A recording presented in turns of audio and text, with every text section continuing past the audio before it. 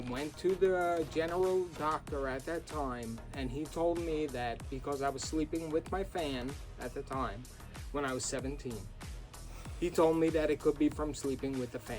So I let it go. A couple months went by, the lip went away, and everything was fine.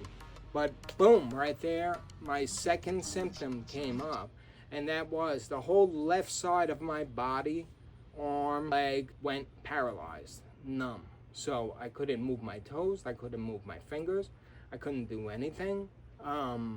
I was basically worried about why I would be paralyzed on my left side. So when I was numb, so my arm, my leg, totally numb, went back to the doctor, who at that time referred me to a neurologist.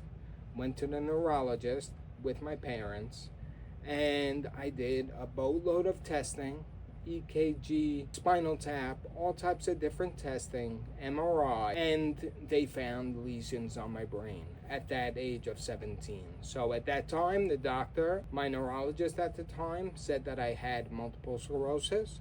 Fast forward 15 years, approximately, I was about 35, and things started to come back. I had optic neuritis, so I couldn't focus on things in the air. I couldn't focus if somebody threw something at me. I was having major issues with that. And when my doctor at the time, when I was 35, took a look at me, looked at my eyes, and saw what was going on, she quickly said that I had multiple sclerosis and that I should go for another opinion. And to make sure, I went to another doctor, had another spinal tap, and they told me I had multiple sclerosis, and it was definite. And that was very, very hard to deal with at the time, because that basically meant any plans that I had for my future went out the window, because now I had a future of disability, I had a future of multiple sclerosis, I had a future of not working.